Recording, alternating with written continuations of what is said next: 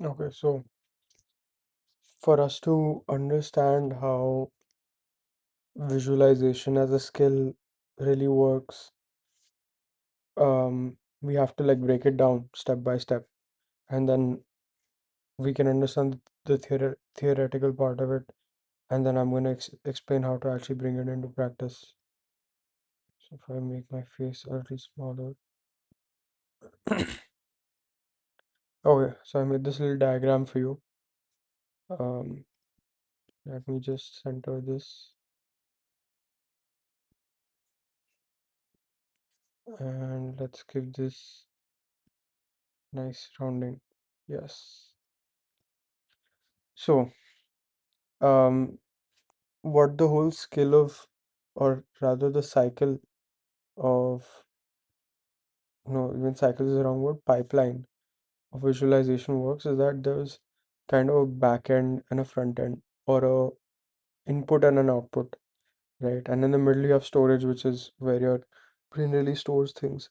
So what happens is that in the input, you take in information, and in the output is when you uh, give out the information, and that is the only side of visualization that people see, right? As a skill, or most skills for that matter, people only ever see the output. People don't necessarily see the input, what's going on in the um, subject's mind. So okay, so let's start with input. How does that really work? You get a visual signal. So you notice, like, the very first thing that you sort of realize is that there is an object, or there is something in your field of view that is just there. Then the next step, you have perception, where you start to see the details. You start to see, your brain starts to like, it starts to pattern recognize, right? Pattern recognition is a huge part of this. Starts to recognize what that object is. And then there's an aspect of intrigue, where you find the thing that's a little bit abnormal about it, and that little abnormality, or if there's multiple abnormalities, right, um it it kind of registers in your brain. That's what sticks out. And then your brain starts to ask the question, and all of this is happening in microseconds, by the way. Like, all of this is happening on a subconscious level. You don't even realize that this is happening a lot of the time. And yeah, then the fourth part to that is analysis. They see the little interesting thing, and your brain starts to ask itself, why is that there? And does it look good? Does it um does it like, what does that really do? Because the I'm sure the art, or anything that you find the most appealing, it doesn't have that same milliseconds wala appeal to people. And what I mean by that is that most things create an impression, or you understand what something is within the first, like, 0.3 seconds of you seeing it. But the things that you enjoy the most, in terms of aesthetics that you enjoy the most, the first time you see them, it doesn't register in your brain the first 0.3 seconds, because it polarizes your mind. It makes you intrigued, it makes you ask questions, makes you analyze it. This analysis part is actually the part that makes you start to really like whatever is going on, because it creates a sense of intrigue. It makes you think about it, and once it clicks, either in a positive way or a negative way, it sticks with you. That's why there are some things that people find, like, everybody just finds okay, everybody just likes it, and there are other things that people just love or hate, and there's no between. And the things that create intrigue are the polarizing things. But anyway, uh you see, yeah, so in this context, let's say you saw something on Pinterest. You're scrolling through Pinterest, there's a bunch of images flying by. Let's do that right now, actually.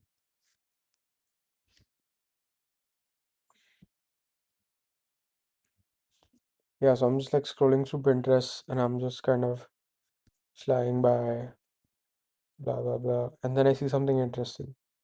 Whoa. and it sticks out to me. And then I start to focus on this. So um already we've cleared the first three phases of what I've talked about. So knowing that there's something there, me perceiving that there's something there, and then the intrigue where I start to question like, whoa, what makes this so cool? And then you start understanding the details, you start looking at the details, you're like, oh, this is like this because of this, and this actually looks cool. Maybe it's the pose, maybe it's the strokes, maybe it's the uh, the framing of the actual image. It can be a lot of different things. But at the end of the day, you ask yourself questions as to why this is the way this is. And as an artist or a designer, somebody who focuses on aesthetics, let's say you already have a background in understanding aesthetics, you see this and something or the other clicks with you and it stays with you. And subconsciously, you will be thinking about it later on while you're making your own stuff or consuming other stuff. And then after this whole process is done, my brain just kind of stores it that, oh, I really like the effect that this person made with these individual strokes of everything.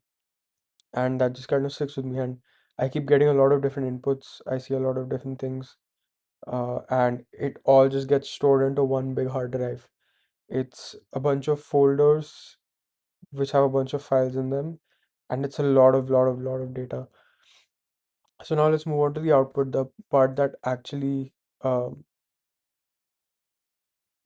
that actually you get to see when you ask somebody to visualize something.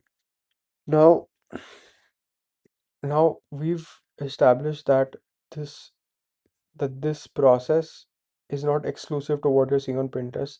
It's happening to you every single second of every single day. So you have this massive database of like thousands of terabytes of data, probably more, thousands and thousands and thousands of terabytes of data, and you've just been asked to create something from by retrieving that data, right? Because everything that we do is memory recall. We make decisions based on our past experiences. Even our gut feelings. Gut feelings are completely based on past experiences. That's a different conversation. So yeah, and then what basically happens is that if I ask, let's say I ask a robot to create the best pasta recipe that's ever been made. Now that robot, what it's probably gonna do is that it's gonna sit and it's gonna look for the best pasta recipes from all over the world or like from all over the internet, and it'll find the best pesto recipe, the best arrabbiata, the best aglio olio, and it'll sit, and what it'll end up doing is that it'll think, if I want to create the best, then I have to take aspects from all of this that make them the best. And what ends up happening is that it takes um, bit of aspects from everything, and it ends up creating something that's really just a hodgepodge.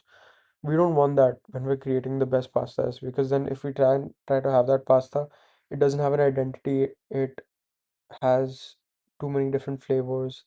It is not well balanced. It's chaotic, right? And when we visualize something, whatever we visualize, and you might have noticed this. How long is this recording, by the way? Okay, 10 minutes. You might have noticed that it's a very intuitive process. Like whoever you see visualize something, they are always like they close their eyes for a minute and they just start seeing things, and they can execute on that vision by sketching or by talking about it or whatever.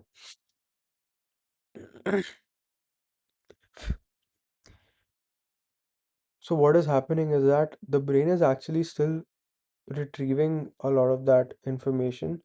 It just goes through this thing called a curation layer, where the bot, if asked it to create, if it was a smart bot, what it would do is that it would curate the best out of those 4 or 5, and it would just take aspects of that and tell me how to make it.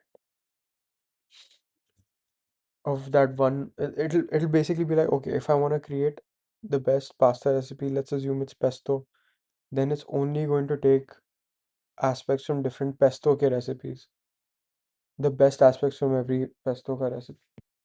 And that's really what you're supposed to be doing when you're visualizing, because you're visualizing for a certain, if you've been given a brief, right?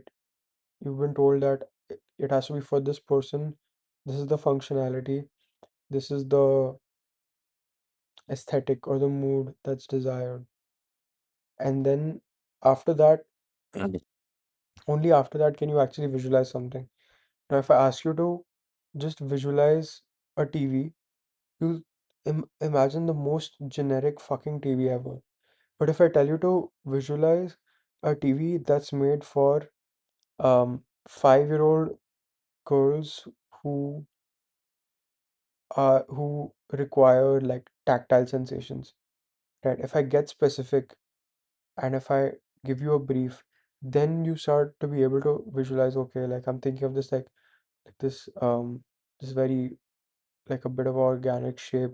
Maybe it's pink, maybe it's blue, maybe it has a bunch of buttons, maybe it's like really big and fat and easy to grip. I mean, a TV, probably not, but let's say an iPad. Anyway, so yeah, then we get what basically ends up happening is that your brain curates it, you image it, and then you articulate it. And after, this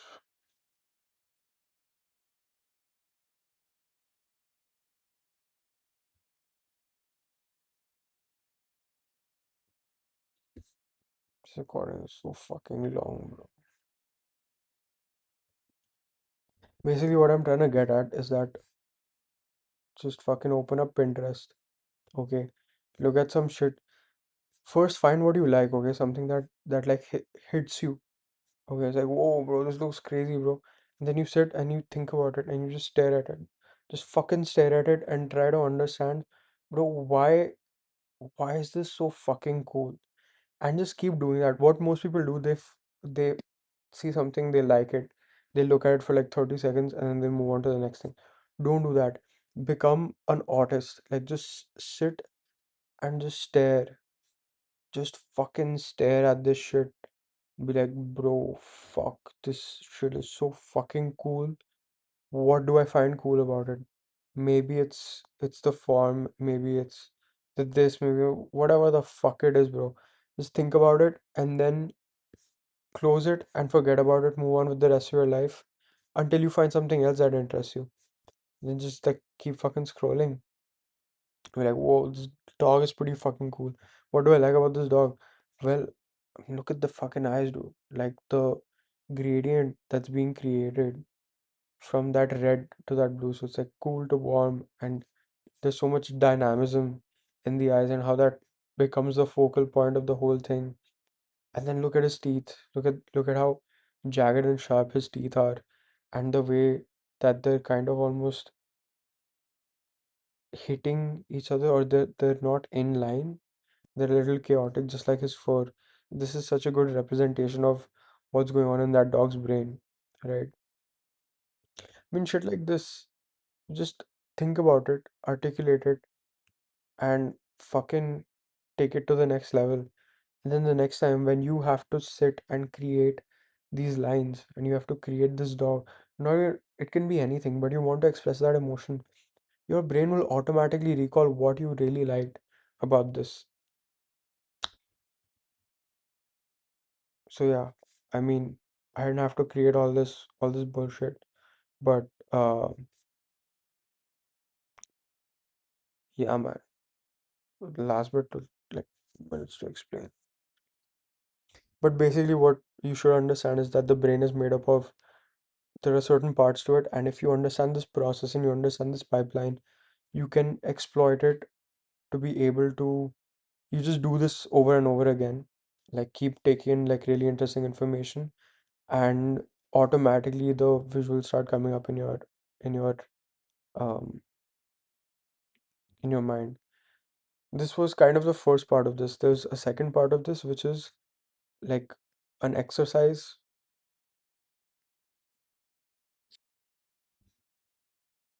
It's more of just an exercise that I used to do where you basically you um when you're a little sleepy, or like you can do this any time of the day for that matter. I used to do this when I was a kid. I used to do it a lot, and I think it helped in my skill of visualization. You get comfortable and close your eyes, and you'll and imagine a line, okay, a line that starts flowing in one direction, and imagine it start to warp and shift, and it starts creating these shapes. It starts creating like objects, anything, and it just keeps going and it keeps converting and it keeps shifting and it starts creating these things. Um, this exercise is not, I mean, just doing this exercise every night before you sleep for like half an hour until you literally just fall asleep. It The goal of it is not to actually help you visualize or be better at designing things. The goal of that is to help you get comfortable with the idea of intuition. Because if you are not comfortable with the idea of intuition, oh wow, you just called.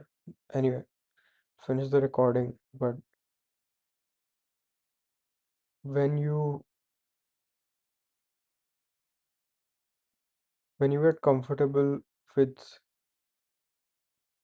the idea of following your intuition completely and honestly, everything else just falls into place. Like you don't have to push this whole